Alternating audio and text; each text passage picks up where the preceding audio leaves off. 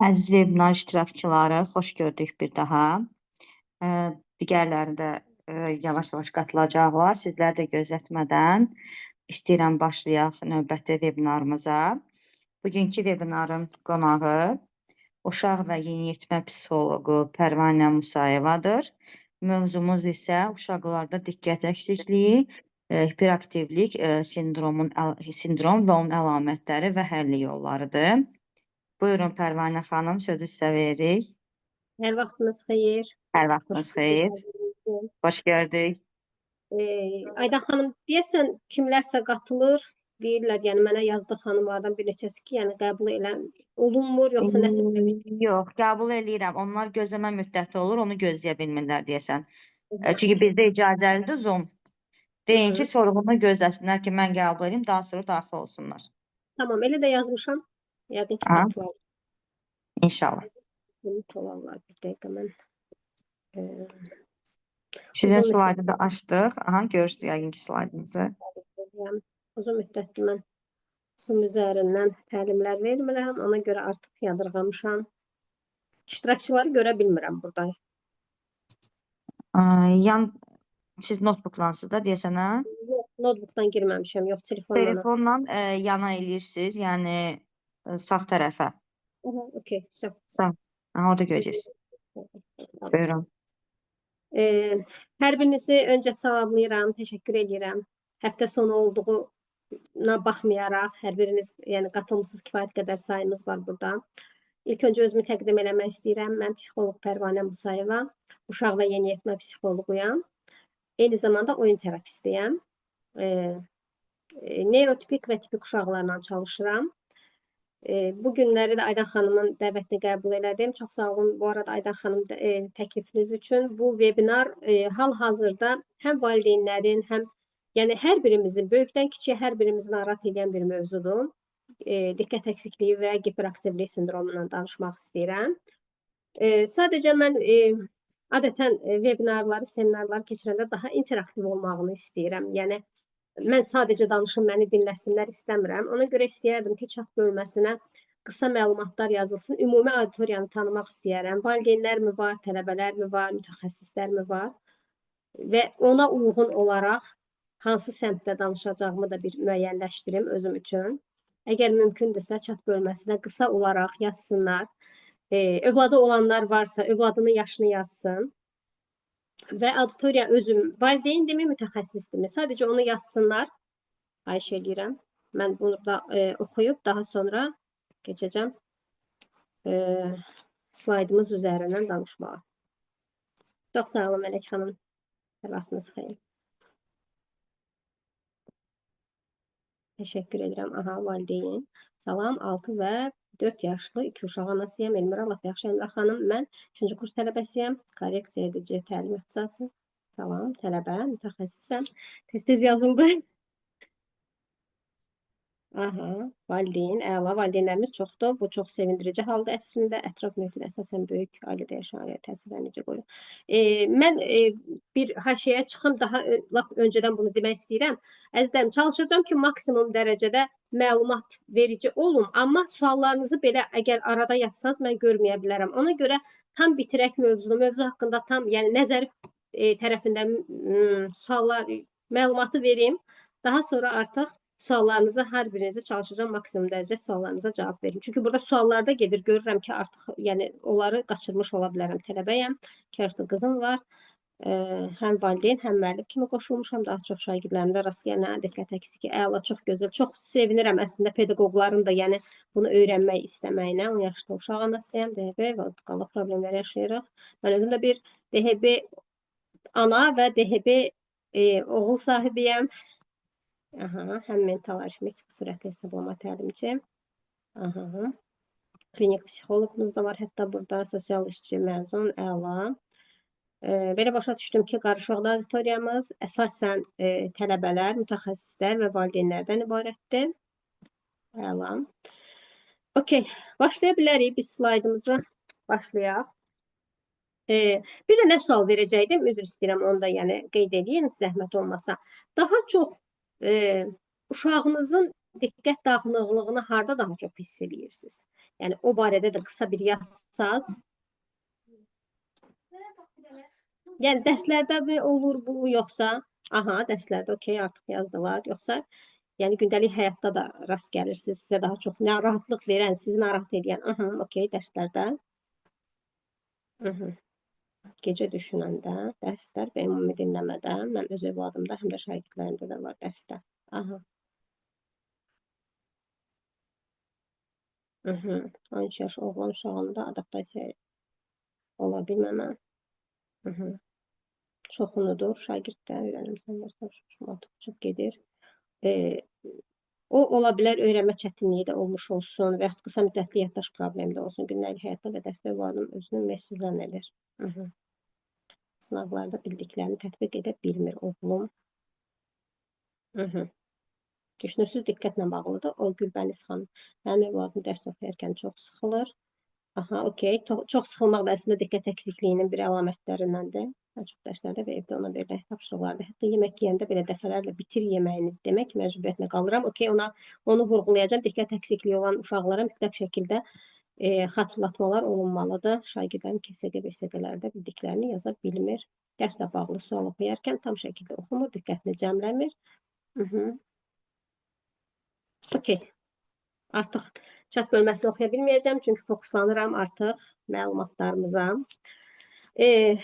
Demək belə, bizim hal-hazırki bugünkü mövzumuz diqqət əksikliyi hiperaktivlik sindromudur. Amma hər hərəkətli uşaq, hər diqqətini cəmləməkdə zorluq çəkən insan və yaxud uşağa biz, yəni bunun diqqət əksikliyi hiperaktivlik sindromu var deməyimiz düzgün deyil.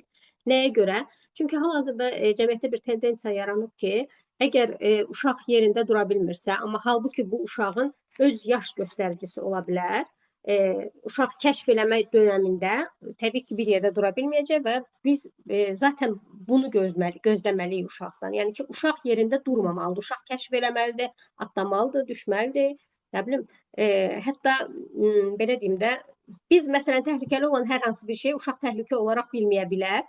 İlk vaxtlarda o ilə tanış olması üçün mütləq şəkildə bizim dəstəyimizə ehtiyacı var və ona görə hər hərəkətli uşağa biz hiperaktivdir, diqqəti dağınıqdır, yəni bunları deməyimiz düzgün deyil və professional da deyil. Yəni mütəxəssislər də bilir, tələbələr də bilsin ki, hər hərəkətli uşağa sizə ola bilər ki, valideyn gətirsin və uşağım hiperaktivlik desin, amma mütləq şəkildə artıq diaqnozun təsdiq olunmasını siz valideynlə istəməlisiniz. Və mən slaydın yəqin ki, görür iştirakçılar, hə Aydan xanım? Bəli, slayd açıqdır. Slayd görsənir, slaydı oxuya da bilərsiniz. Mən tam slayd üzərindən getməyəcəm. Slaydda sadəcə nəzəri məlumatlardır. Biraz haşiyə çıxıb, yəni əlavə məlumatlar da verəcəm, amma slaydı da oxuya bilərlər, mən elə gəlir buradan. Demək, diqqət əksikliyi və hiperaktivlik sindromu nədir ümumi olaraq? Diqqət əksikliyi və hiperaktivlik sindromu ümumiyyətlə bir neyroinkişaf narahatlığıdır, amma 7 yaşa qədər biz uşaqlara yəni deyə bilmərik. Çünki 6 yaş və üstü deyirik adətən. 7 yaşa qədər bu özünü göstərir. Amma diaqnozun təsdiqi artıq 7 yaşdan sonra qoyulur. 7 yaşdan sonra da artıq uşağın məktəb yaş dönəmi başlayır. İndiki uşaqlar ümumiyyətlə 5 yaşdan artıq məktəblə tanış olmağa başlayırlar. Əslində bu da bir düzgün olmayan yanaşmadır. Təəssüf ki, indi artıq bizdən asılı olmayan bir şeydir bu. Və uşaqlar, belə deyim, diqqət əksikliyi olan uşaqlar adətən aktiv uşaqlar olur, təlaşlı olur, bir yerində dura bilmir, sanki içərisində kiçik bir motoru var, davamlı olaraq o motor işlək vəziyyətdədir. Yəni kənardan belə müşahidə eləyə bilərik. Amma dediyim kimi, hər hərəkətli uşağa biz hiperaktivlik sindromu var, diqqət dağınıqlığıdır deməyimiz yanlış olar. Digər slaydda mən göstərəcəm, yəni nələr, hansı göstəricilər var ki, biz onlara əsasən deyəcəyik ki, artıq bu uşaqda diqqət əksikliyi və hiperaktivlik sindromu var. Əsasən nəyi deyim? Yəni, psixiatr bu diaqnozu təsdiqləməlidir. Psixoloqa əgər uşaq gəlirsə, biz psixoloq olaraq, yəni hörmətli həmkarlarım da burada var. Biz psixoloq olaraq təbii ki, diaqnoz qoya bilmirik. Yəni diaqnoz qoymaq bizim ixtiyarımızda deyil. Diaqnozu mütləq şəkildə həkim, psixiatr qoymalıdır. Biz sadəcə yönləndirə bilərik. Əgər hər hansı bir əlamətini görürüksə, Valideyni sadəcə etik şəkildə, yəni yönləndirə bilərik ki, bir psixiatr görüşməsində olun. Psixiatr sizə artıq daha dəqiq, yəni diaqnoz varsa diaqnozun təsdiqini vermiş olacaq. Zəhmət olmasa digər slayda keçək.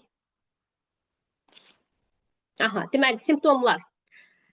Bunu daha çox valideynlər narahat olur. Ona görə çox istəyərdim ki, çox diqqətlə oxusunlar və dinləsinlər. Əsas simptomlar diqqətsizlik və narahatlıqdır. Yəni bu uşaqlar diqqəti yayınıq olur, xəyalpərəst olurlar, diqqətini burada nə yazmışam? Diqqətsizlikdən irəli gələrək səhvlər edir. Bayaqlar müəllimələrdən kimsə yazdı ki, uşaqlar sualları tam oxuya bilmirlər. Yəni ki, diqqət əksikliyi olan uşaqların əksəriyyətində odur. KSG-lərdə, BSG-lərdə səhvlər olur. Yəni yazının əvvəlini oxuyub sonunu artıq özləri uydurub cavablar verirlər və ona görə səhvlər, yəni oradan qaynaqlanmış ola bilir. Aha, diqqət əksikliyi və hiperaktivlik sindromu olan uşaqlar daim diqqət tələb edən tapşırıqlardan qaçırlar. Və yaxud suallardan birində də var idi ki, uşaq həvəssizdir məktəbə, dərsə və ona görə bu uşaqlar monoton şeylərdən qaçırlar. Yəni davamlı olaraq uzun-uzun mətnlər oxumaq, uzun-uzun nələrsə yazmaq onlara sıxıcı gəlir. Çünki bunlar diqqətini fokuslamaqda və diqqətin davamlılığında zorluq çəkirlər və həmin belə deyim, məşğuliyyət onlara çox sıxıcı, çox yorucu gəlir. Hətta həqiqətən uşaqlarda baş ağrılar belə, yəni yarana bilir bu diqqət əksikliyindən qaynaqlanaraq. Aha, digər slayd zəhmət olmasa. Aha. Demək, simptomları dedik, indi keçirik əlamətlərə. Diqqət əksikliyi və hiperaktivlik sindromunun 9 əsas əlaməti var. Və bu 9 əsas əlamət hansılardan ibarətdir? Müəyyən bir işə diqqətini toplamaqda çətinlik çəkir.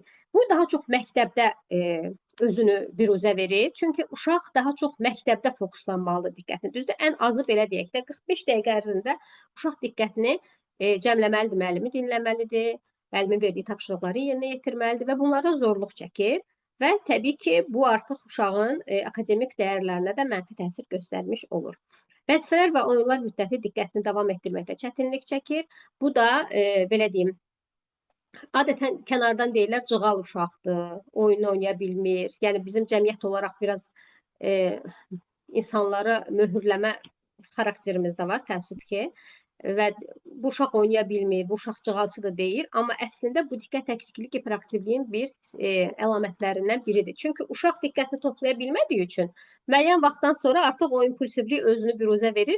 Artıq uşaq ya oyundan çıxır, ya oyunu pozur və kənardan da təəssüf ki, yəni mənfi reaksiyalar aldığı üçün uşağın özgüvəni də sarsılmış olur bu vaxtda. Aha, onunla danışarkən sanki dinləmirmiş kimi təəssürat yaranır. Bu hətta daha çox böyük insanlarda da rast gəlinir. Bəzən ola bilər ki, ətrafınızda, yəni diqqət əksikliyi, hiperaktivlik sindromundan əziyyət çəkən təbii ki, yəni yetkin insanlar da var və sanki məni dinləmirsən deyir bəzən insanlar, amma əslində o insan diqqətini toplamaqda zorluq çəkdiyi üçün elə biruzə verir özünü. Aha, sonra məktəbdə və ya evdə verilən vəzifələrlə əlaqədar təlimatları izləyə və başladığı işi bitirə bilmir. Bir neçə mərhələli təlimatlar istəyir. Yəni nədir? Bəli. Səsi bağlayın zəhmət olmasa.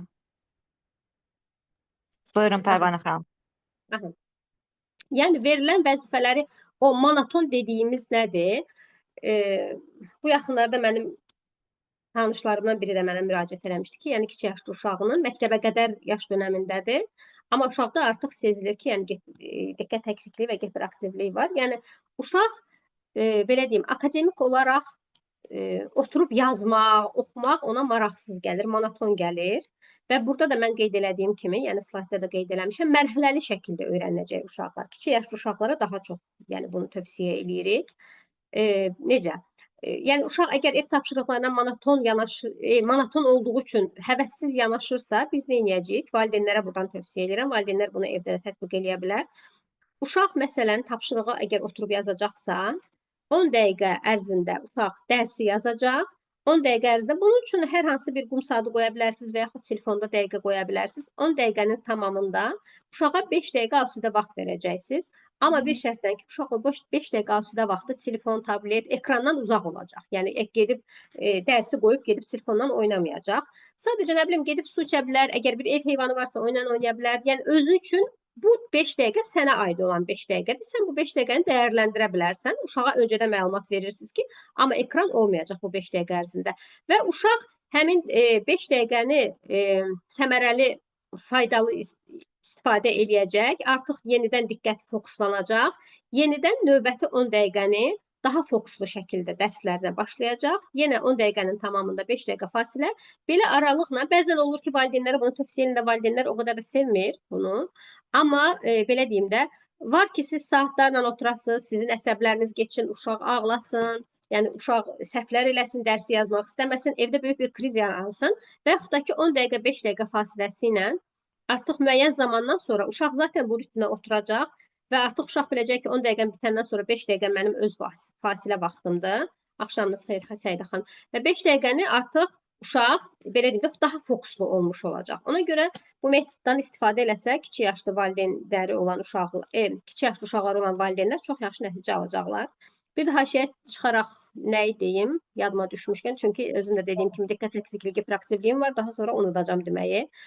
Deməli, əziz valideynlər, yadınızda saxlayın ki, 4-cü sinifə qədər uşaqlarınızın məktəb tapşırıqlarını eləyərkən mütləq şəkildə yanında olmağınız şərtdir. Bu, uşağa əvəzinə dərs yazmaq demək deyil. Bu, uşağınıza hərif-hərif nələrsə yazdırmaq demək deyil. Zaten uşağınız özü yazacaq. Amma mütləq şəkildə o emosional dəstək 4-cü sinifə qədər, yəni 4-cü sinif indi uşaqların neçə yaşı olur? Hardasa 10-11 yaş yəqin ki. Yəni o yaşa qədər artıq uşaqlara yanında oturub emosional dəstək verməlisiniz. Aha. Zəhmət olmasın, növbəti slayda keçək, əlamətləri sadalayaq. Aha. Vəzifə və fəaliyyətlərinin təşkilinə çətinlik çəkir, otağı dağınıq olur, vaxtında hazırlaşa bilmir. Çünki bu uşaqlarda zamanlamada problem yaşanır. Zamanlama problemi olduğu üçün vaxtında hazırlaşa bilmir. Yəqin ki, indi valideynlərin ən yaralı yerinə toxunacaq. Səhərlər məktəbə gedən uşaqları valideyn əgər hər kəlmə deməsə ki, dur, nə bilim, əynini dəyiş, dur, dişlərini fırçala, dur, yeməyini ye, dur, çantana, nə bilim, əşyalarını qoy. Bunlar olmasa, yəni valideyn bunu deməsə, orada yadındadır ki, şərhlərdə xanımlardan kimsə də yazmışdı ki, yəni hər şeyi mən deməliyəm. Yəni biz əgər hər şeyi deməsək, o uşaqlar buna ehtiyaclıdırlar və mütləq şəkildə o dəstəyi verməliyik. Əgər hər şeyi deməsək, o uşaq gecikəcək də, yəni bu uşağın saat bilmə, vaxt bilmə anlayışında problem demək deyil. Sadəcə zamanlama problemi yaşayırlar. Aha, Yaqut xanım, eynən mənim övladım da həmçinin. Aha, vəzifə və fəaliyyətlərinin təşkilində çətinlik çəkirlər və üzr istəyirəm və mütləq şəkildə biz valideynlərin dəstəyi lazımdır. Uzun müddətli zehni cəhd tələb edən işlər etməkdən boyun qaçırırlar, sevmirlər və etmək istəmirlər. Ev tapşırıqları, dediyim kimi ev tapşırıqlarını daha faydalı və daha qısa müddətə bitirməyini istəyirsinizsə, dediyim o metoddan 10 dəqiqə, 5 dəqiqə metodundan istifadə edə bilərsiniz. Fəaliyyətlər üçün lazım olan əşyaları itirir. Bu daha çox kiçik yaşlı uşaqlarda olur, məktəb dövrünə artıq yeni başlamış uşaqlar. Bir də görürsən, gəlir pozanım itib, ruçkam itib, nə bilim, papağım itib, hətta kitablarını belə itirən uşaqlar da olur. Yəni ki, hər birimizin rast gəldiyi əlamətlərdən. Daha sonra ətrafdakı təsirləri, qıcıqlandırıcılara diqqəti yayınıq olur. Bu daha çox, belə deyək, həmin o KSG, BSG vaxtı istər-istəməz biraz daha çox stresli, daha çox diqqət tələb edən vaxtlarda, yəni uşaqlarda özünü biruzə verir, qıcıqlandırır. Kimisə ruçkası düşdüsə, okey, uşağın artıq fikri getdi, diqqəti getdi, ta ki o fikrini toparlayıb yenidən gələnə qədər artıq ola bilsin ki, KSG-nin vaxtı bitmiş oldu. Gündəlik fəaliyyətlərində unutqanlıq, rutinlərdə. Ona görə, yəni, diqqət əksikliyi və hiperaktivliyi olan uşaqlar və yəni yetişkinləri də biz nəzərdə tuturuq. Mütləq şəkildə bir rutinli həyatları olmalıdır. Yəni bu əsl onları robotlaşdırmır. Əksinə onların həyat fəaliyyətini daha da yaxşılaşdırır və asanlaşdırır. Yəni artıq uşaq bilməlidir, amma o kiçik yaşlı uşaqlara biz dəstək veririk. Böyükləri zaten özümüz müəyyən qədər özümüzü korreksiya eləyib düzəldirik. Amma kiçik yaşlı uşaqlara o dəstək olmalıdır ki, ana mütləq şəkildə uşağa xatırlatma eləməlidir ki, amma onun əvəzinə eləməyəcək. Baxın, burada çox incə bir cizgi var. Yəni valideynlər, bizim valideynlərimiz Azərbaycan analar aşırı dərəcədə fədakar olduqları üçün təəssüf ki, hər bir şeyi, hər bir məsuliyyətləri uşağın yerinə eləyirlər və uşaqda bu özgüvənsizlik, uşaqda belə deyim də, tənbəlliyin təməlini qoymuş olurlar. Amma rutinlərə otuzdurmaq uşağın yerinə nəyisə eləmək demək deyil. Sadəcə xatırlatmaları siz eləyirsiniz. Hətta bunun üçün bir davranış cədvəli də qura bilərsiniz. Həftəlik davranış cədvəliniz ola bilər, aylıq davranış cədvəliniz ola bilər və bu davranış cədvəlində artıq uşaq biləcək. Səhər məsələn yuxudan duranda yatağını özü yığmalıdır. Əgər elə bir məsuliyyətini kiçik yaşlardan qoymusunuzsa. Yəni yatağını özü yığacaq, paltarlarını geyinməlidir, dişlərini fırçalamalıdır, təmizlik işlərini görməlidir, artıq məktəbə hazırlaşır. Yəni əksər hal-hazırdakı bilirəm ki, evlərdə demək olar ki, 70-80% evlərdə, yəni hər səhər yaşanan problemlərdir. Uşaq axşamdan mütləq şəkildə çantanı analar ümumiyyətlə uşaqların yerinə heç zaman yığmayın. Kiçik yaşlardan siz sadəcə ona bir immunitet formalaşdırın ki, artıq sənin sabaha dərslərin, riyaziyyat, nə bilim, Azərbaycan və rus dərslərin varsa, yəni ibtidai sinifdə siz ona dəstək verəcəksiniz kiçik yaşlarda. Artıq böyük yaşlarda zaten o onu qavranmış olduğu üçün uşaq öz sumkasını, öz çantasını özü yığacaq. Siz sadəcə xatırlatma eləyə bilərsiniz ki, məsələn, çantanı yığmısan, əgər yığmayıbsa onu xatırlayacaq. Əgər yığıbsa, okey, lap yaxşı. Amma dediyim həmin bu rutinlər, gündəlik fəaliyyətlərdə unutqanlığın qarşısını almaq üçün o xatırlatmalarımız mütləq olmalıdır. Zəhmət olmasa növbəti slayda keçək. Əgər mən çox sürətli danışıramsa, zəhmət olmasa qeyd eləyin. Çünki ola bilsin ki, çox tez-tez danışa-danışa gedirəm. Amma suallarınıza maksimum dərəcədə sonda cavablandıracağam. İstəsəz səsli suallar da verə bilərsiniz, daha rahat cavablandıraq. Aha, deməli formaları, diqqət əksikliyi və hiperaktivliyin ümumi olaraq 3 forması var. Bu, deyəsən siz bir slayd keçdiniz, hə? Yoxsa bir dənə zəhmət olmasa, bundan öncəkinə bir dənə qaydaq. Aha, yox, okey, qaydın. Aha. Formaları 3 növdür. Deməli, hiperaktivlik və impulsivlikdir. Bu uşaqlar dediyimiz kimi kənardan aşırı hərəkətli, aşırı təlaşlı görsənən uşaqlar deyirlər və bu uşaqlar öz impulslarını kontrol eləməkdə zorluq çəkirlər. Daha çox müəllimələr şikayət edir bu uşaqlardan. Çünki bu uşaqlar 1-45 dəqiqə davamlı olaraq belə oturmaq alınmır onlardan. Təəssüf ki, və yaxud belə, hətta görürsünüz, böyük adamlar belə bəzən qələmi belə vuraraq stolda danışdıqlarını görmüş oluruq. İndi danışdıqca yəqin hər kəsin fikrində nələrsə canlanmış olur. Yəni bu insanlar özləri bilərəkdən bunu eləmir. Yəni bu insanların dediyim kimi impulsivlik və hiperaktivlik olduğu üçün onlar öz impulsivlərini kontrol etməkdə zorluq çəkirlər. İkinci tip diqqətsiz tipdir. Onlar diqqətlərinin fokuslanmasına problem yaşayırlar. Bu uşaqlar kifayət qədər aktiv olurlar və öz davranışlarında problem olmur. Yəni diqqəti dağınıq olsa da, həmin o hərəkətlilik daha sönük vəziyyətdədir.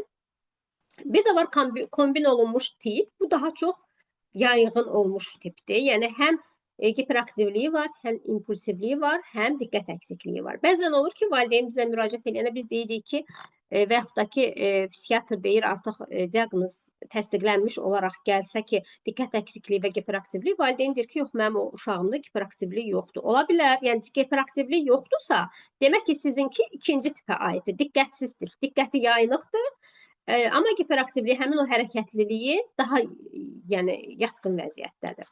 Aha, zəhmət olmasa növbətisinə keçəm. Mən sualları oxuya bilmirəm, üzr istəyirəm, daha sonra oxuyacağam. Yerində sakit dura bilməmə. Aha, uşaq qaçır, tullanır, bəzən olur ki, uşaq divanın üstündən, yəni orada tutullanır, burada tutullanır. Oturarkən belə mızıldanmalar olur və yaxud yerində belə tərpənmələr olur. Bunların hamısı hiperaktivliyin əlamətləri sayılır.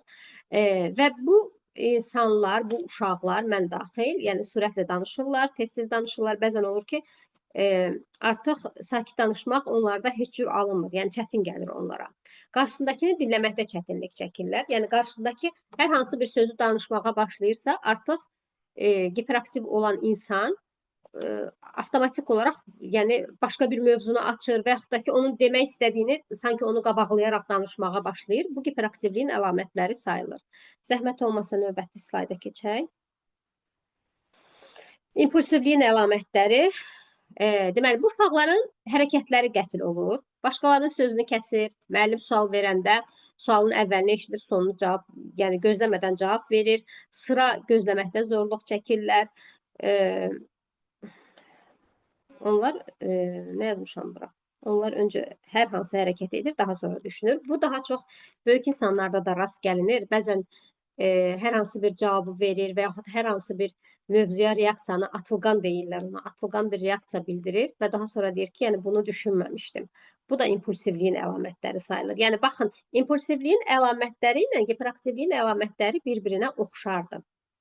Aha, növbəti zəhmət olmasa. Səbəbləri.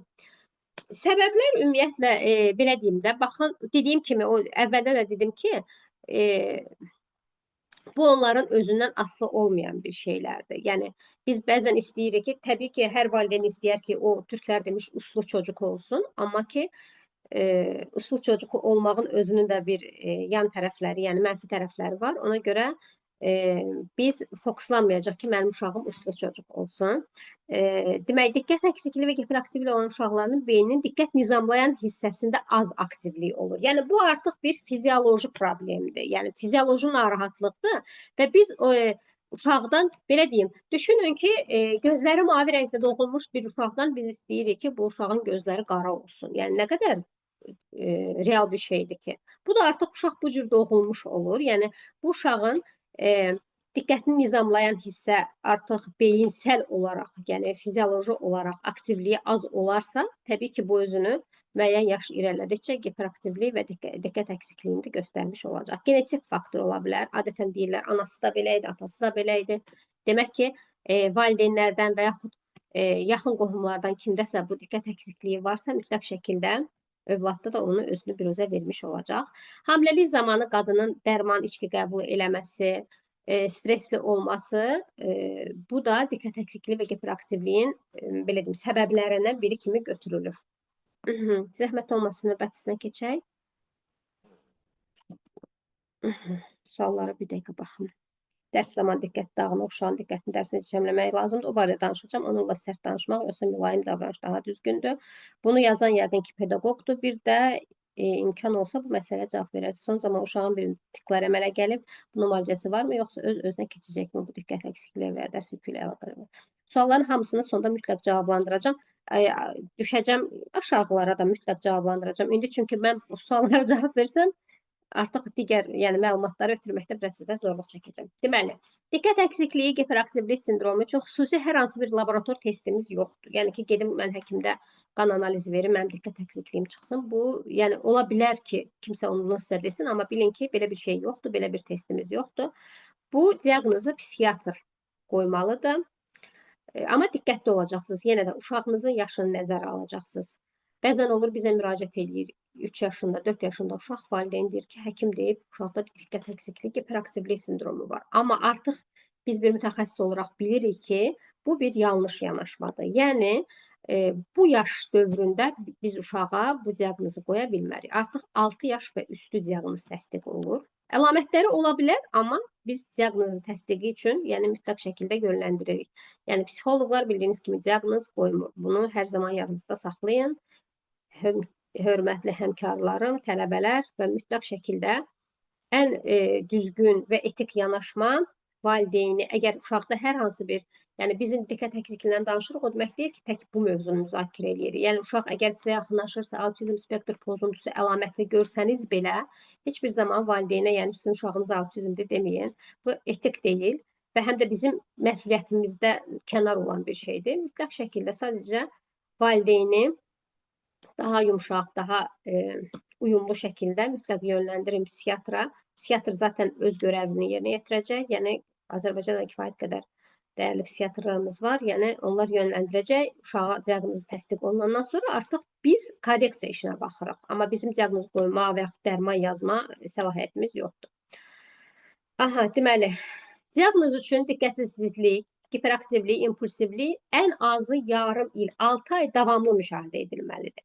Yəni, baxın, belə deyək, bir uşaq düşünün ki, qonaq gedib ilk dəfə getdiyi bir yerdir.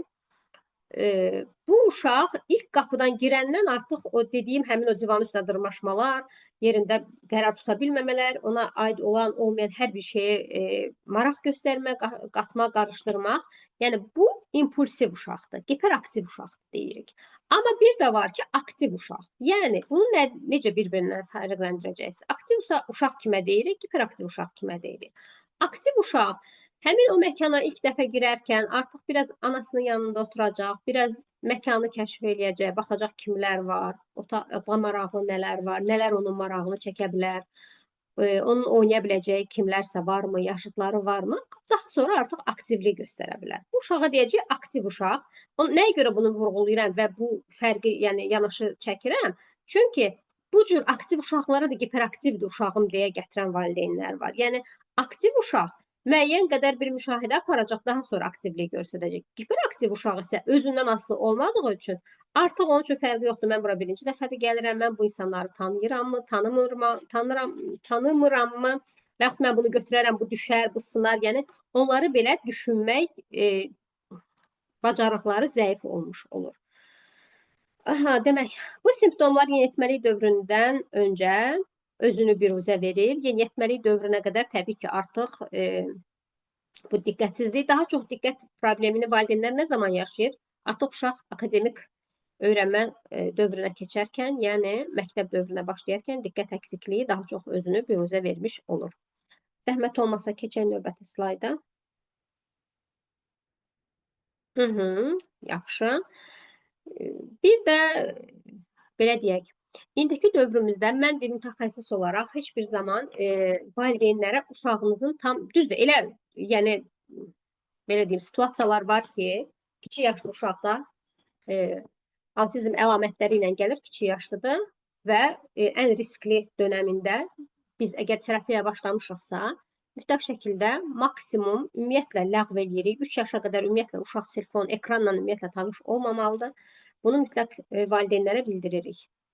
Yəni o zaman tam net olaraq telefonun, televizorun kəsilməyini tövsiyə edirik.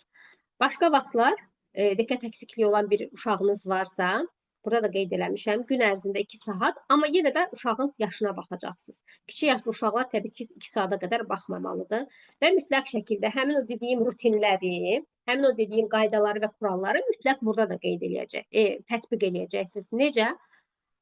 Çünki zamanlama problemi yaşayan uşaq təbii ki fərqində olmayacaq ki, o nə qədər baxıb, nə qədər baxmayıb.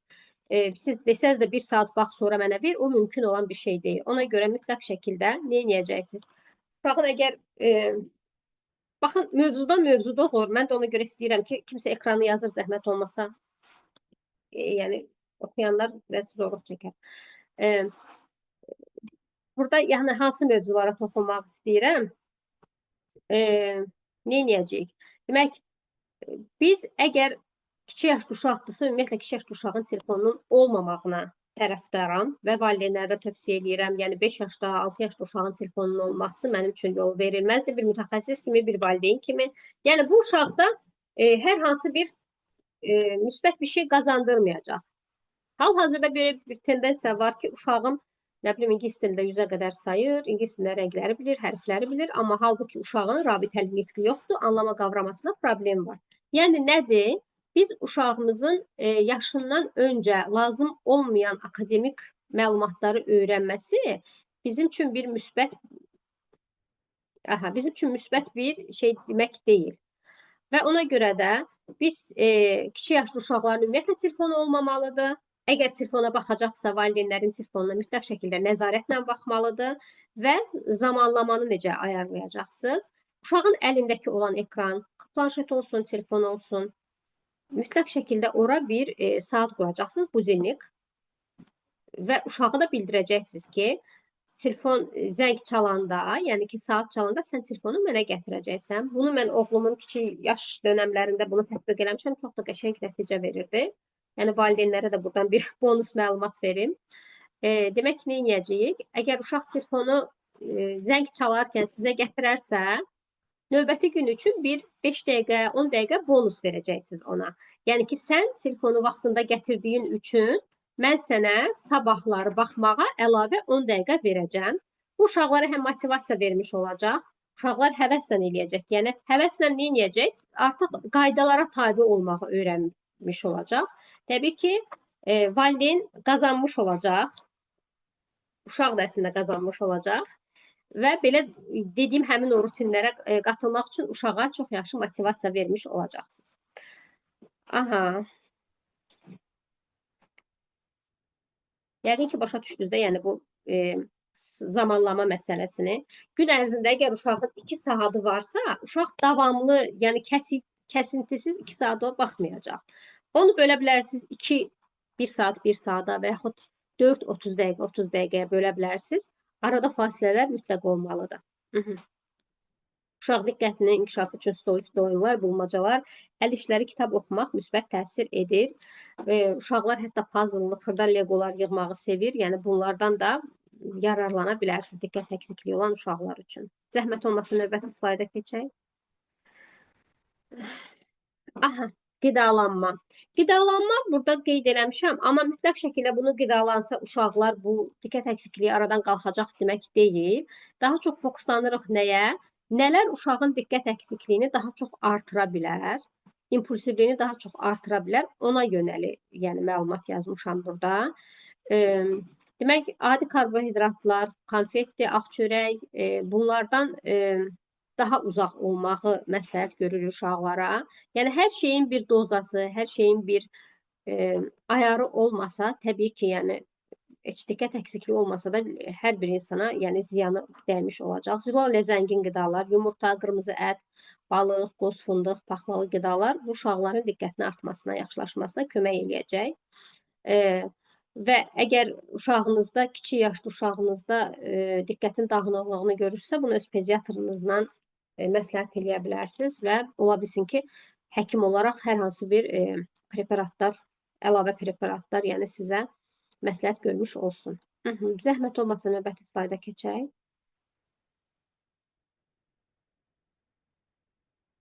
Aha. Hiperaktivlik hansı yaşa qədər davam edir? Ümumiyyətlə, baxın, diqqət əksikliyi və hiperaktivlik əgər varsa var, yoxdursa yoxdur. Yəni, əgər varsa ömrü boyu bizimlə olacaq. Sadəcə, artıq yaşımız artdıqca biz hiperaktivliyimizi idarə eləməyi öyrənirik, diqqət əksikliyimizi idarə eləməyi öyrənirik. Yəni, bugün var, sabah bitəcək, mən filan dərmanı içdim, keçdi, belə bir şey yoxdur. Çünki bu neyroinkişaf problemidir.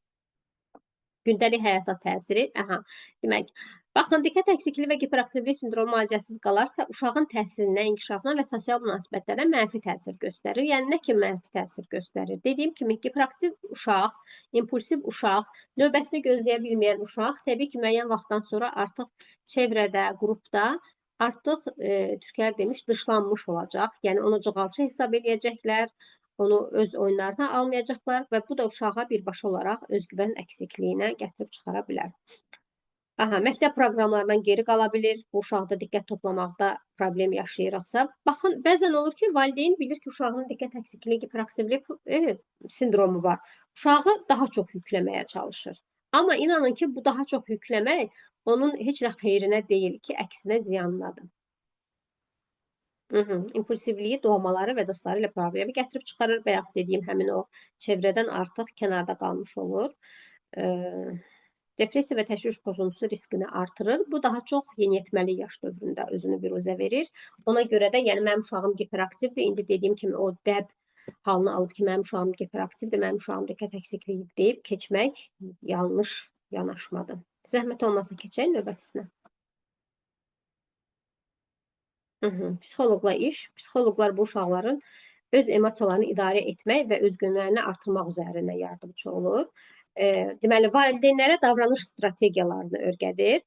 Necə? Mütləq şəkildə əgər bir mütəxəssislərə buradan səslənim, yəni əgər biz bir hiperaktivlik və diqqət əksikliyi olan uşaqla işləyiriksə, mütləq şəkildə sürəkli, davamlı olaraq valideyn seanslarını almalısınız valideyni. Çünki biz 1:45 dəqiqə ərzində, yəni bizim seanslarımız bildiyiniz kimi 1:45 dəqiqə ərzində keçirilir və ən çoxu həftədə 3 dəfə, 4 dəfə biz uşaqla görüşürük, amma 7-24 uşaq öz evində olur, valideynlərin ətrafında olur və valideyn mütləq şəkildə bilməlidir ki, bu uşaqla necə və hansı şəkillərdə davranılmalıdır, hansı situasiyalarda necə yanaşılmalıdır. O dediyim strategiyaları bayaq qısa, məsələn, elementar olaraq uşaq dərsini eləyərkən nə etməlisiniz, uşağa rutinlərini xatırlamalısınız. Həmin bu strategiyalar mütləq valideyn seanslarında müzakirə olunur və valideyn də artıq daha bilincli olur, daha məlumatlı olduğu üçün uşağına da kömək eləmiş olur.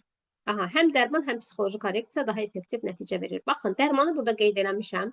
Dediyim kimi, bayaq da dedim ki, yəni dərman məsələsi həkimlərə aid olan şeydir. Biz psixoloqlar həkim deyilik, biz dərman yazmırıq. Amma dərmanın da uşağa həqiqətən də təsirini təkzib eləmirik. Çünki dediyim kimi hiperaktivlik və diqqət əksikliyi sindromu, yəni uşağın beyinsel olaraq problemlərindən irəli gəlir və beyində dopaminin əlavə dopamin belə deyim depolaması üçün bəzən olur ki, ehtiyac olur. Bəzən dediyim kimi hər hiperaktivli uşaq, hər diqqət əksikliyi uşağa həkim ümumiyyətlə dərman yazmır.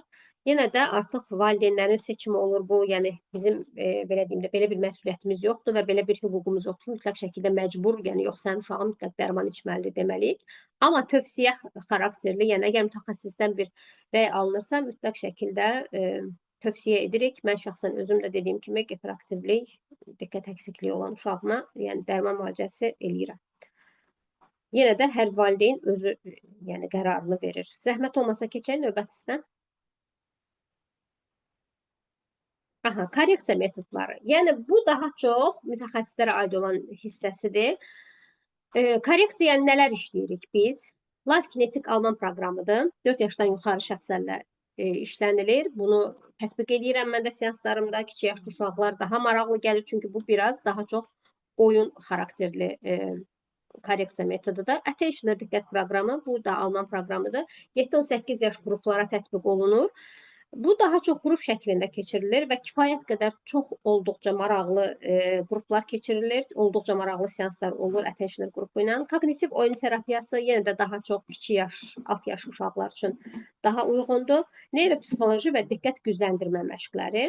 Bu da artıq mütəxəssislər də yəqin ki bilir, yəni neuropsixoloji yanaşma mütləq şəkildə çox yaxşı müsbət effekt verir diqqət əksikliyi olan uşaqlara. Aha, zəhmət olmasa keçək. Gündəlik rutinlər. Sualları daha sonra hamısını cavablandıracağım. Bəzən aşağıdan çıxır, amma hamısını, yəni diqqətimi yayındırdığı üçün cavab vermirəm. Aha, gündəlik rutinlər uşağa hansı saatda, hansı işləri görmək lazım olduğunu xatırladacaq. Dediyim bu gündəlik rutinlər bəzən valideynləri yorucu gələ bilər. Onun üçün mütləq şəkildə bir davranış cədvəliniz olsa daha yaxşı olar. Yəni davranış cədvəli necədir? Bunu da dediyim kimi həmin o valideyn seanslarında biz individual olaraq hər uşağa uyğun özümüz hazırlayırıq valideynlə birgə. Uşaq həftəlik rutinləri olur, uşağın gündəlik rutinləri olur. O rutinləri biz uşağa xatırlatma elədikcə uşaq artıq fokuslanacaq ki, hə, mən məsələn tutalım ki, belə deyim, uşaq hazırlığa gedir, həftənin müəyyən günləri bir hazırlığa gedir, müəyyən günləri digər hazırlığa gedir. Biz uşağa onu xatırlatma eləməyimiz, yəni onu bir növ rutinə salmış olmağımız deməkdir. Və bu davranış cədvəli uşağın gözünün qarşısında biz yəni tərtib edirik. Təxminən bir sizə başa salmaq istəyirəm. Əslində görsəl olaraq necə bir şey. Yəni düşünün ki, bu bir A4-dür. Bir dəqiqə mən görüm. Belə burada bir cədvəl qururuq. Məsələn, uşağın tutalım ki, hansısa davranışlarını qazandırmaq istəyirsiniz. Yatağımı yığdım. Bunu mütləq şəkildə uşaqların özünə seansda, yəni burada da mütəxəssislərə müraciət edeyim. Yatağımı yığdım. Mütləq şəkildə uşaqla seansda eləyim bunu. Aha, əynimi dəyişdim, dişlərimi fırçaladım. Bu uşaqlar yəni gündəlik öz baxım rutinlərinə də bəzən yaxşı yanaşmırlar, yəni göz ardı edirlər. Yatağımı yığdım, dişlərimi fırçaladım, çantamı yığdım. Və yaxud da ki, ola bilsin hər hansı bir davranış, vurma davranışı ola bilər, evdə bacısı, qardaşı ilə hər hansı vurma davranışı varsa. Yəni onları yazırsınız, amma çox uşağı yükləmədən həftəlik 3-4 davranış yazırıq və həftənin günləri olaraq hansı gün uşaq onun öhdəsindən gəldisə qeyd eləyir, hansı günü öhdəsindən gəlmədisə onu da qeyd eləyir. Və hər seansda siz uşaqdan o cədvəli tələb eləyin. Valideyndən də tələb eləyin, ona nəzarət eləsin. Yəni bu uşağın öz belə deyim də öhdəsinə tam buraxılmayacaq. Mütləq şəkildə valideyn nəzarət eləməlidir ki, hansılar, yəni uşaq həyata keçirdiyi davranışları düzgün qeyd edir, yoxsa yox. Və həftənin sonunda artıq bir mükafatlandırma olmalıdır. Bunu da mütləq şəkildə valideynlə özünüz müəyyən edəcəksiniz. Gündəlik rutinlər burada bayaq da qeyd elədiyim kimi uşağın tapşırıqlara fokuslanmasına köməklik eləyəcək. Gündəlik cədvəl gün ərzində konkret saatda oyanmaq, dərs. Zaten hal-hazırda məktəb dönəmidir, tətillər deyil və ona görə artıq hər valideyn bunu çox rahatlıqla qura bilər. Və əgər kimsə istəyərsə, yəni daha sonra mənə şəxsi də yaza bilər və yaxud da Instagram üzərindən yəni yaza bilər, burada da yaza bilər. Yəni mən müəyyən bir yön verə bilərəm valideynlərə cədvəli tərtib eləmək üçün. Yuxu rejimi mütləq şəkildə, yəni konkret olmalıdır. İstənilən vaxt yatmaq, istənilən vaxt durmaq. Bu biraz uşaqlara mənfi təsir göstərmiş olur. Zəhmət olmasa keçək növbətisinə. Aha, Moxo testi. Bunu görün, əgər videosu açırsa, bu barədə qısa danışım. Moxo testi də bir dəyərləndirmə testidir. Amma yenə də belə deyim, bayaq da qeyd elədiyim kimi xüsusi bir ancaq bu ilə biz rəy verə bilmərik. Görün, açacaq, yəni açmasa ümumi məlumat verim. Bu əslində bir qısa video olmalıydı. Amma açacaqmı yoxsa bilmirəm.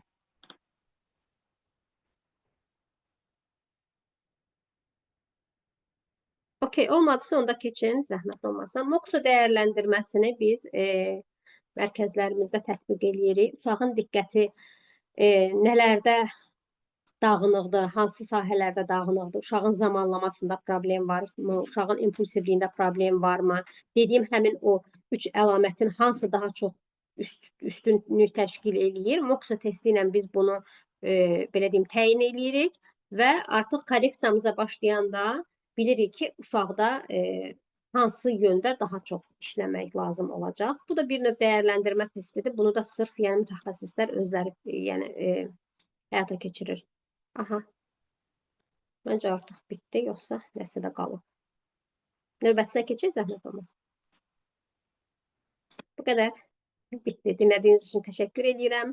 Bilmirəm, tez-tez mi danışdım? Əlavə hər hansı bir sualınız varsa, mən indi hal-hazırda yazılan sualları cavablandıracağam. Amma mövzu ilə bağlı əgər suallarınız varsa, yaza da bilərsiniz. Artıq burada suallar var. Mən sualları oxuyum, bir-bir cavablayayım. Görüm, hardan başlayaq. Bir də imkan olsa, bu məsələyə cavab verərsə, son zaman uşağın birində tiklər əmələ gəlib. Aha, bunun müalicəsi varmı, yoxsa öz-özünə keçəcək? Ümumiyyətlə, uşaqlarda tik əmələ gəlibsə, mütləq şəkildə həkim müayinəsi lazımdır. Nevrolojidirmi, deyilmi, nədən sonra yəni yaranıb bu tiklər, siz artıq yəni bilirsiniz hansı müddətdən yaranıb və buna diqqət eləyəcəksiniz. Əgər ehtiyac olarsa, həkim dərman müalicəsi yazarsa, mütləq dərman müalicəsi və bu diqqət əksikliyi ilə və ya dərs yükü ilə əlaqəsi varmı? Yəni, uşağınızın diqqət əksikliyi varmı? Neçə yaşı var? Onu qeyd edərsiniz, zəhmət olmasa. Aytən xanım. Ola bilər, yüklənməklə də ola bilər, amma son zamanlar, o zaman kəsiyində uşağın həyatında nələr dəyişib? Emosional durumlara daha çox baxın. Çünki emosional durumlarda daha çox sonradan yaranır. Dərs zamanı diqqət dağınıq uşağın diqqətini dərsinə cəmləmək lazımdır. Bunu yəqin, bayaq da dedim, yəqin ki, pedaqoqdur yazan. Baxın, uşaqla sərt danışmaqla müəyyən yerə qədər gələ bilirik. Amma biz uşağın əgər o türklər demiş, huyunu suyunu tutandan sonra biz bilirik ki, bayaq da qeyd elədiyim kimi, o uşaqların özündən asılı deyil, belə-belə yerində tərpənmək, fırlanmaq, yəni ora baxmaq, bura baxmaq, özündən asılı deyil və əgər sinifinizdə, burada da pedaqoqlara yəni bir yön vermiş olum, əgər sinifinizdə bir hiperaktivli uşaq varsa, zaten siz onu artıq kəşf eləmişsiniz, bilirsiniz. Yəni, nə edəcəksiniz? Gün ərzində, hər dərsdə bircə dəfə həmin uşağa o şansı yaradın ki, uşaq dursun. Məsələn, Əli, get lövhəni sil, gəl otur yerinə. Əli gedəcək, o lövhəni siləcək, gəlib oturacaq yerinə, daha diqqəti fokuslu gəlmiş olacaq. Həmin o hiperaktivliyini bir növ azaltmış olacaq və təbii ki, bu ona müsbət təsir eləmiş olacaq. Bir də nə qeyd edeyim, orada slaytlarda qeyd eləməmişəm, bu uşaqlara mütləq şəkildə idman, daha çox da üzgüçülüyü tövsiyə edirik. Çalışın, yəni əgər bir hiperaktivlik uşağınız varsa, mütləq idmanla məşğul olsun. DHBD sindromu olan uşaqlar böyüdükcə necə olur? Zamanla özü başa düşüb düzəlirmi, yoxsa getdikcə daha da çətinləşir? Hansısa bir işdə işləmək olan üçün mümkün olurmu? Təranə xanım, əslində baxın, bu bir növ xəstəlikdir, yəni bu ilə belə pis çıxmasın. Yəni, hər hansı bir özəllik kimi deyil də, yəni, əgər insan artıq fərqindədirsə, yetişkin bir insandırsa, mən məsələn, indi sizin qarşınızda oturmuşam, mən bəlkə də deməsəm, Çoxları bilməz ki, mənim diqqət əksikliyi və hiperaktivliyim var, düzdür? Yəni insan zamanla artıq müəyyən yaşdan sonra bunu düzəldə bilir, korreksiya eləyir. Amma dərman müalicəsi də bəzən mütləq lazım olur. Hiperaktivlik hansı yaşa qədər davam edir? Bu suala məncə cavab vermişdim. Hiperaktivliyimiz varsa ömrü boyu bizimlədir. Biz çalışıb onunla dost olub, onunla bir yola çıxmışıqsa ömrü boyu bizimlə olacaq. Çalışıb onu idarə eləyək. Hansı dərmanlar yazır uşaqlara və yan təsirləri varmı? Bu barədə məlumat vermirəm. Çünki hər həkimin, bu ümumiyyətlə həkimlərə aid olan bir şeydir. Və bundan da başqa, yəni mütləq valideynlər öz psixiatrlarla bunu gərək müəyyən eləsin. Dırnaqlarını yeməsi nəyə əlamətidir? Dırnaq yemə adətən təşviş, həyəcan ola bilər. Kiçik yaşlarda ana südündən erkən və aqressiv şəkildə ayrılma ola bilər dırnaq yeməyə səbəb. Uşağınız hansı hallarda daha çox dırnağını yeyir, ona bir fikir verin. Yəni ola bilsin ki, daha çox uşaqlar nədənsə təlaşlananda yeyirlər dırnaqlarını və yaxud televizora baxanda, nəyləsə emosional yüklənmiş olanda. Mənim də uşaqlarım dırnaqlarını yeyir. Vüsal xanım, siz də eynən, yəni o dediyim nüanslara siz də diqqət yetirin. Baxın, yəni harda nələr var. Ona əsasən, yəni təbii ki, onların hər birinin korreksiyası var, amma indi ümumi suallara uyğun mən cavab verirəm. Hər şey əladır. Aha, salam mövzu ilə bağlı hansı kitabları deyə bilərsiniz? Kitab, bu dəqiqə ağlıma gələcək bir kitablar. Kitabları mən qrupa ataram. Yəni ağlımda indi olacaq, yəni qəfildən sual verəndə diqqət əksikliyi, hiperaktivliyim artıq özə çıxır. Yəni qəfildən suallara cavab verməkdə biraz zorluq çəkirəm. Çox gözəl, ətraflı izah etdiniz. Təşəkkür edirəm vaxtınıza, məni sərf etdiyiniz üçün. Mən çox təşəkkür edirəm dinlədiyiniz üçün, yəni bilgiləndirdiyim üçün. İnanın ki, valideynləri bilgiləndirmək hal-hazırda mənim yəni ən çox ehtiyac duyduğum bir şey. Tiklərin təbii yola müalicəsi olurmu? Təbii deyərkən, yəni korreksiya eləyirik. Psixokorreksiya ilə işləyirik. Var. Amma ola bilsin ki, həkim müayinəsindən sonra həkim dərman da yəni tətbiq eləsin. Mənim məsələn uşaqlarım olub, həkimsiz də tiklərin öhdəsindən gəlmişik. EBS olan uşaqlarda özünə inamın azalmasının qarşısı necə alınır? Baxın, belə deyim, DHBS olan uşaqlar bəzən o qədər yaradıcı, o qədər bacarıqlı uşaqlar olur ki, sadəcə daha çox dediyim kimi akademik problemlər yaşayırlar, yəni bu uşaqlar məktəbdə. Və o avtomatik olaraq uşaqların özgüvənini aşağı salır. Biz nəyə fokuslanacaq valideyn olaraq? Mənim uşağım nəyə daha çox yaxşı bacarır? Ola bilsin ki, yaxşı rəsm çəkir, ola bilsin pianoyla da qəşəng, yəni ifa eləyir, ola bilsin hər hansı bir idman növü onun üçün çox maraqlıdır.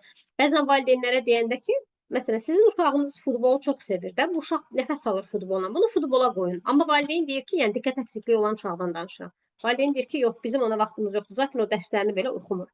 Düşünün ki, uşağın zaten problemlər yaşayır məktəbdə, zaten oxumaqda zorluq çəkir və biz onu daha çox yüklədiyimiz üçün o ümumiyyətlə, yəni həvəsi olmur məktəbə.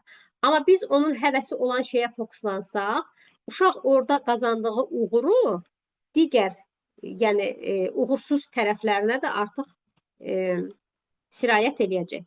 Məktəblərdə hiper uşaqlara xüsusi yanaşma metodu müəllimlər tərəfindən varmı? Təəssüf ki, məncə yoxdur. Əksər müəllimələr təəssüf ki, bilmirlər, yoxsa bilirlər, istifadə eləmirlər, bilmirəm.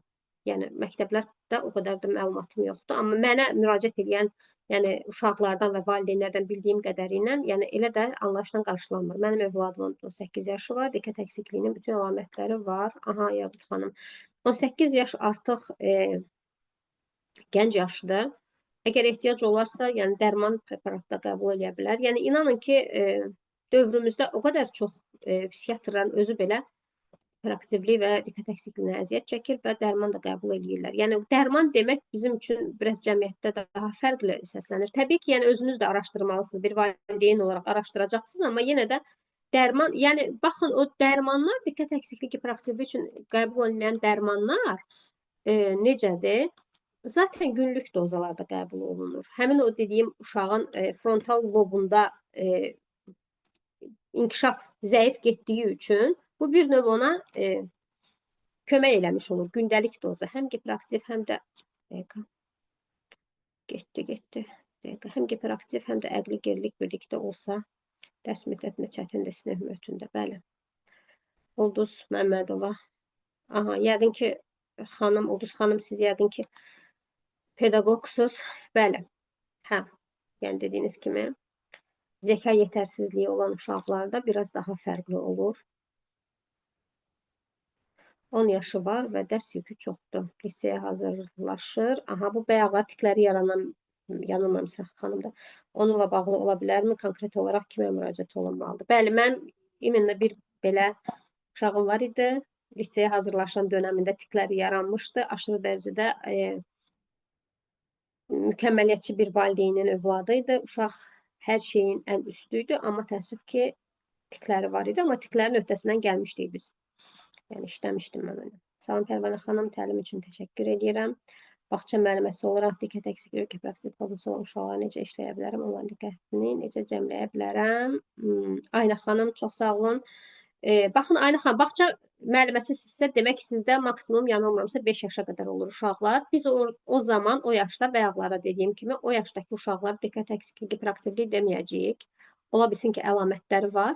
Amma maksimum şəkildə oyun üzərindən getsəniz, oyun terapiyası tətbiq eləsəniz, inanın ki, yəni uşaqlar maksimum diqqətlərini sizə cəmləyəcəklər. Oyun terapiyası təlimini almağınızı tövsiyə edirəm. Əgər uşaqlarla işləyirsinizsə, yəni inanın ki, bütün həmkarlarınızdan bir addım öndə olacaqsınız.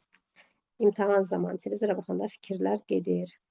Aha, bu dırnaq yeməklə bağlı idi məncə. Sarə xanım, hə? Televizora baxanda dediniz dırnağını yemək. Dediyim kimi, uşaq demək ki, harasa fokuslananda siz baxın, görün, daha kiçik yaş dönəmlərinə baxın, süd vermə dönəminiz necə olub? Bizə nə edə bilər dırnağını yeyən uşağa? Biz nə edə bilər dırnağını yeyən uşağa? Bu, əslində işləniləcək mövzulardır. Səidə xanım, yəni. Qızımın 11 yaşı var, bəzən ev işlərində ona iş görməyi buyururam, mingülüşlər, sonra fikirləşirəm, bəlkə səhv edirəm, məqsədim təmizliyi sevsin. 2 yaşda uşaqları, yəni ev işlərindən daha çox, yox 2 yaş deyil əslində, 11 yaş. Siz kiçik yaşdan təməli qoyulanda uşaq üçün o elə də böyük bir, yəni yük sayılmır. Yəni necə? Lap kiçik yaşlarda siz uşağınıza öz yaşına uyğun, valideynlərə hər zaman dediyim, o bayaq dediyim ki, uşağın yerinə heç bir şey eləmirsiniz. Sadəcə uşağa örnək olursunuz, uşağa göstərirsiniz. Yəni ki, bunu belə eləmək olar. Məsələn, bu kitabı belə vərəqləmək olar. Belə. Balığı tutub verməyəcəksiniz. Balığı tutmağı öyrədəcəksiniz övladlarınıza. Zəhmət olmasa slaydı və kitab adlarını qrupa göndərə bilərsiniz. Slaydı deyil, amma kitab adlarını göndərəcəm. Tiklərin öhdəsindən nəfəs gimnastikası ilə gəlmişsiniz. Tək nəfəs gimnastikası deyil, amma nəfəs gimnastikası da təsir eləyir. Amma metodlar var, ondan terapiya da hətta tətbiq eləmək olur. Respotting terapiyası tətbiq eləmişdim o uşağa həm də.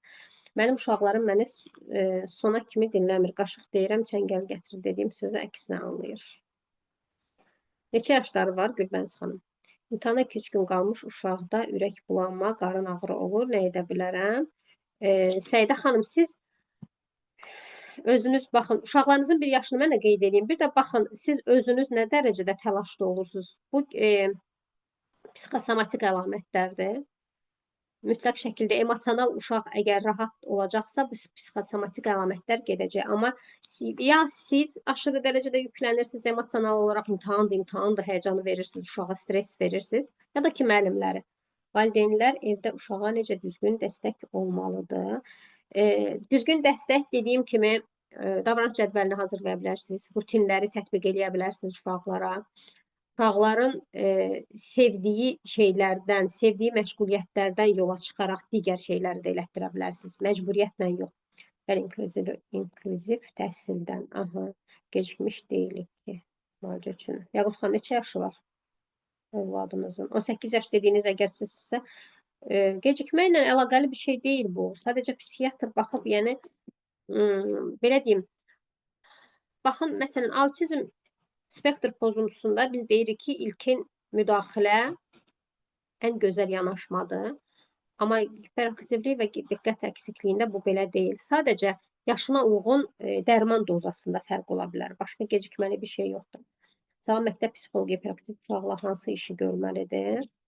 Qrup terapiyalar təşkil edilməlidir, Lamia xanım. Qrup terapiyalar çox yaxşı təsir eləyir, mütləq çox qəşəng nəticələr ala bilərsiniz. Bilməm də siz məktəb psixoloqusuzmu, yoxsa valideyn olaraq soruşursunuz.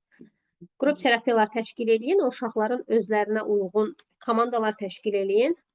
Həm aktivlikləri artacaq, belə deyim də, o içlərindəki o motor işləyəcək, rahat olacaqlar.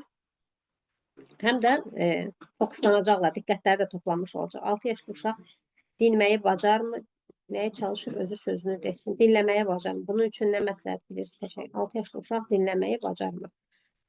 Necə dinləməyə bacarmır? Yəni, nəyə əsasən deyirsiniz bu sualı? Biraz anlamadım. Yəni, anlamırmı sizin dediyinizi, yoxsa necə dinləməyə bacarmır? Neyinir?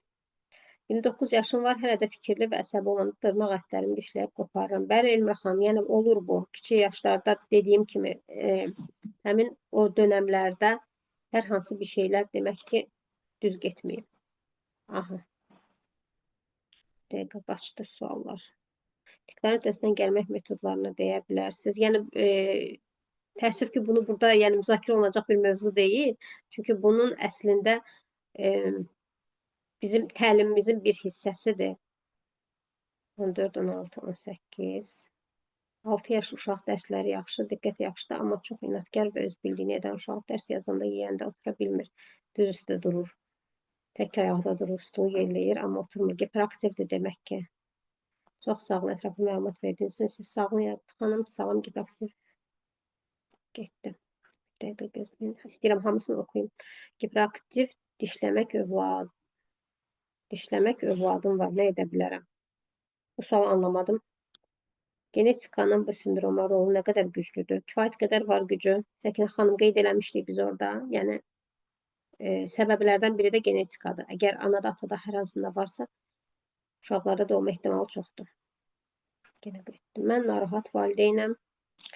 Elə bilirəm, onlar öz xoşuna qoysam oxumayacaqlar. Bayaqları deyəsən, ürək bulanma ilə bağlı yazdığınızda.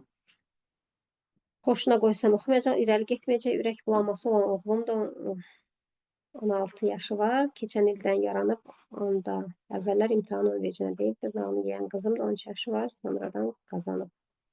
Demək ki, Səidə xanım, onda siz öz təşvişinizi işləyəcəksiniz. Şəxsi terapiya alınsınız ki, övladınıza daha belə deyim də düzgün yanaşasınız.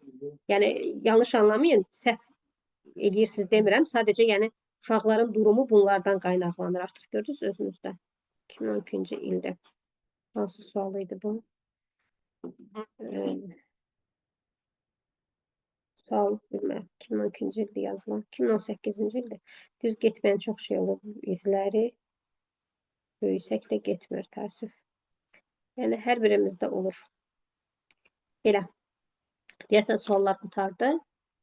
Bilmirəm, yəni əgər yenidən sual vermək istəyirsiniz, aha, yenə sual var. Dəqiqə baxın. Səsli sual vermək istəyən də verə bilərsiniz. Sağ olun.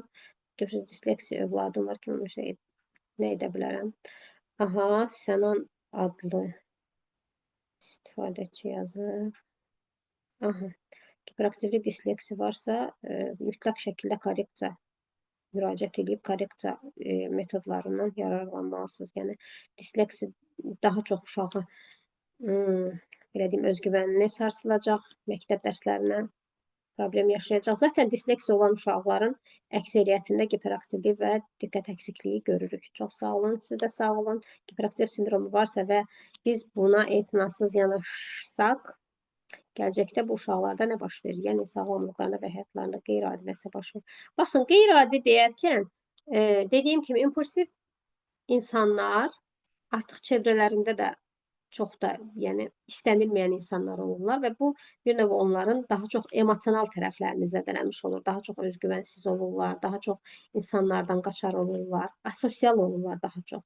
Amma, yəni, sağlamlığında heç bir dəyişiklik, yəni, hissi olunmur. Ekran istifadəsi, telefon, planşet. Yox, artırmır, sadəcə, belə deyək də, onu nizamlamaq mütləq şəkildə lazımdır, Səkinə xanım. Ekran istifadəsi mütləq nəzarətdə olmalıdır, valideyn nəzarətində. Rəhmət olmaya. Kənan yox, Səman. Nə? Hiperaktiv disleksiya övladım var, nə edə bilərik? Nə edə bilərsiniz? Hə, o suala cavab demişdim deyəsən, hə? Yəni, mütləq şəkildə işlənilməlidir o durum. Zamanlama ilə bağlı necə həll yolu ola bilər? Aha. Zamanlama da mütləq o dediyim davranış cədvəlini üzərindən gedə bilərsiniz. Əgər uşaq saatı bilirsə, saatla qeyd edə bilərsiniz ki, filan saatda filan işləri görəcəksən. Bu bəzən valideynlərə yorucu gəlir, amma nə etmək olar? Mütləq övladımızdırsa biz o dəstəyi müəyyən vaxta qədər ona verməliyik. Sözləri düzgün tələffüz etməyə, rahat danışa bilməyən 5 yaşlı uşağı kimə aparmaq lazımdır? Psixoloq öncə görsün Səidə xanım. Düzgün tələffüz etməyə. Əgər ehtiyac olarsa, loqopedə, yox, əgər bu rahatsızlıq psixolojidursa, psixoloq işləyəcək. Sizə təşəkkür edirəm sual cavabladığınız üçün. Mən təşəkkür edirəm Aytan xanım. Düşünürəm ki, cavabsız sual qalmadı. Bir də yuxarı qalxın. Yox, artıq görə bilmirəm yoxsa. Aha, tiklərə cavab verdim. Eynən mənim övladım.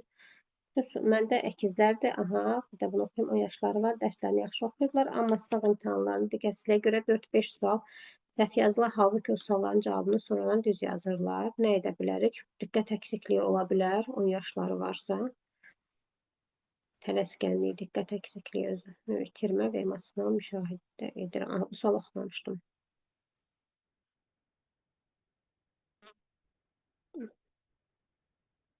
Hansısa sual idi onu, amma görmədim yuxarısı. Belə, deyəsən çox uzun, çox danışdım. Bilmirəm nə dərəcədə yararlı oldu məlumatlar. Düşünürəm ki, az da olsa valideynlər, mütəxəssislər yararlana bildi. Hər birinizə təşəkkür edirəm dinlədiyiniz üçün. Əgər hər hansı bir başqa sualınız olarsa, hiperaktiv disleksiya uşaqların az da olsa düzəlmə ehtimalı varmı? Korreksiya olunmalıdır və korreksiyadan düzəlirlər. Yəni ki, %100 düzəlmir, amma yenə də korreksiya nədir? Artıq uşaq özünü idarə eləməyə öyrənir. Test nəticələri üçün tam göstəricidirmi? Deyil.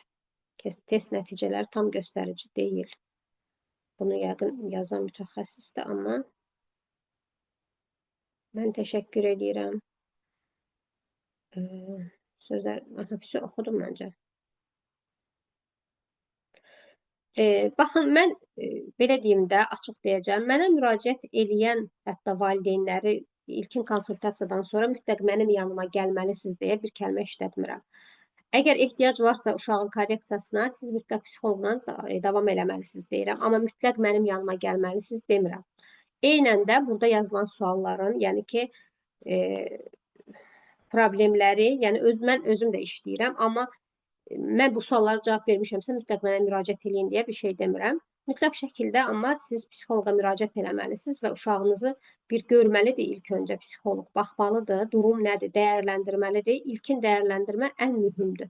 İlkin dəyərləndirmədən sonra artıq sizə təbii ki, yönləndirilmə olacaq. Siz hansı yönə gedin, nə ilə məşğul olun və uşağınıza nə kimi faydalı olun.